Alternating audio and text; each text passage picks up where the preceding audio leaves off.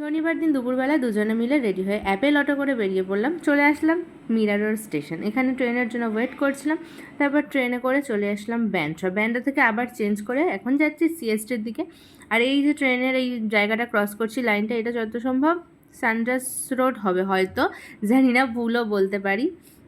তো যাচ্ছি, আর যাওয়ার পথে মনে হলো বর্মাশাই গেটের সামনে দাঁড়িয়ে আছে, ট্রেনটা ফাঁকা, ওর একটু ভিডিও করে দিই। ব্যাস, ওর একটু ভিডিও করে দিলাম। তারপর আর কি, ও কোথায় যাচ্ছি তোমাদেরকে বলি, দাঁড়াও। তো এখন আমরা এই যে সিএসটি স্টেশনে চলে এসেছি। তো দুজন মিলে যাচ্ছি, আর বর্মাশাকে বললাম আমার একটু ভিডিও করে দাও আর বলো কোন দিকে যাবো এবার।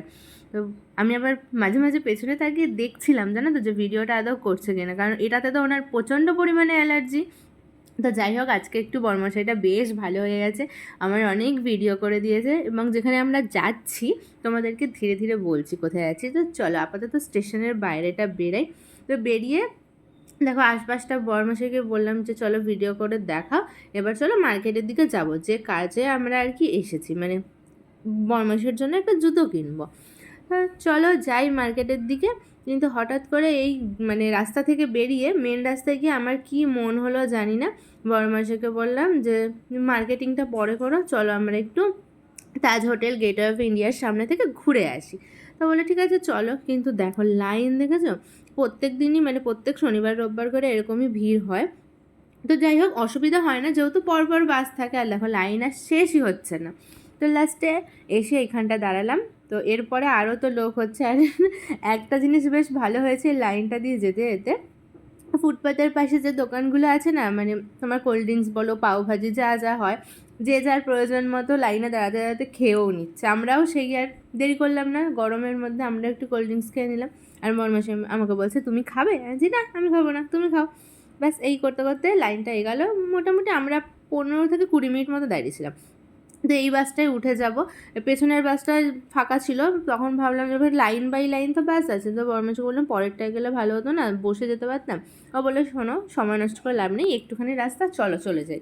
ব্যাস, আর কি, জায়গা পেলাম না, দাঁড়িয়ে দাঁড়িয়ে যাচ্ছি। পরের বাসটায় গেলে হয়তো পেয়ে যেতাম, কিন্তু ওই যে বললো বেশিক্ষণ লাগেনি, তাও জ্যাম ছিল বলে একটু সময় লেগেছে।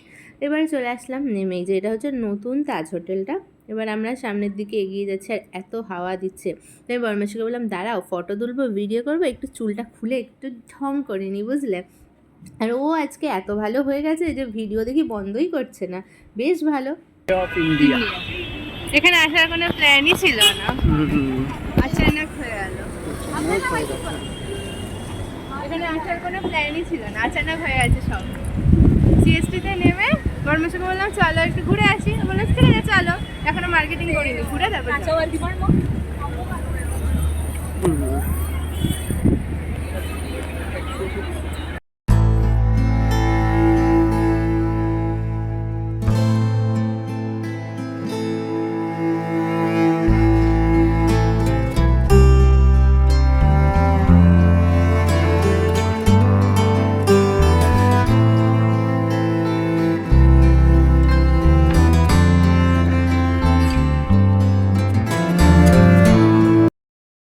তাজ হোটেলের সামনে বেশ অনেকক্ষণ সমুদ্রের পাড়ে দাঁড়িয়েছিলাম, আর এখানে দেখলাম সবাই বোটিং করছে, কিন্তু আমার প্রচণ্ড ভয় লাগে। আমি দরকার নেই, যাবো না। ও বললো চলো ওই দূর পর্যন্ত, বেশি দূর যাবে না।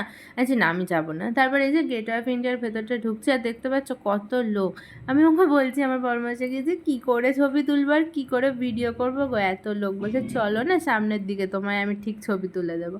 তো যাচ্ছি, আর ভিডিও কিন্তু করেছি, রিলস করেছি, ছবি তুলেছি, সেগুলো কিন্তু ইনস্টাগ্রামে পেয়ে যাবে। তো সুচি সৌরভ গেট অফ ইন্ডিয়াতে এসে আমার বড় ফটোগ্রাফার হয়ে গেছে, আমার বড় এখন ফটোগ্রাফি করছে।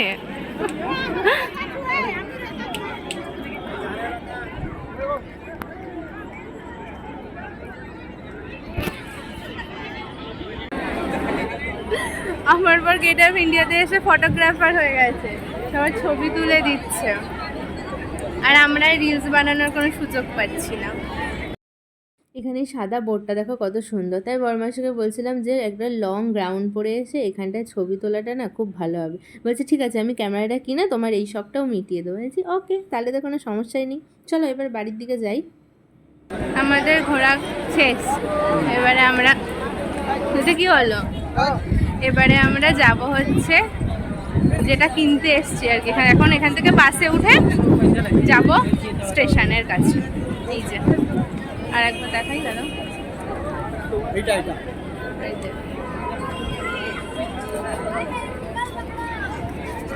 ঘুরে নি।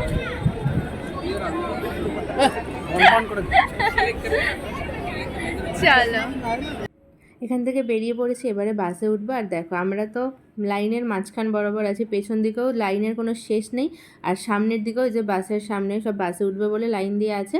তো চলে যাব বাড়ি, কারণ অনেকটা দূর যেতে হবে। সিএসটি থেকে আমাদের মিরার রোড যেতে মোটামুটি 1 ঘন্টা 10 মিনিট মতো লাগবে। তো চলো, অনেকটা রাত হয়েছে, যাওয়ার পথে এখান থেকে খাবার নিয়ে বাড়ি যাই। তো ভিডিওটা ভালো লাগলে একটা লাইক করে দিও, চ্যানেলটা সাবস্ক্রাইব করে দিও। তো সবাই ভালো থেকে সুস্থ থেকে সাবধানে থেকো, টাটা।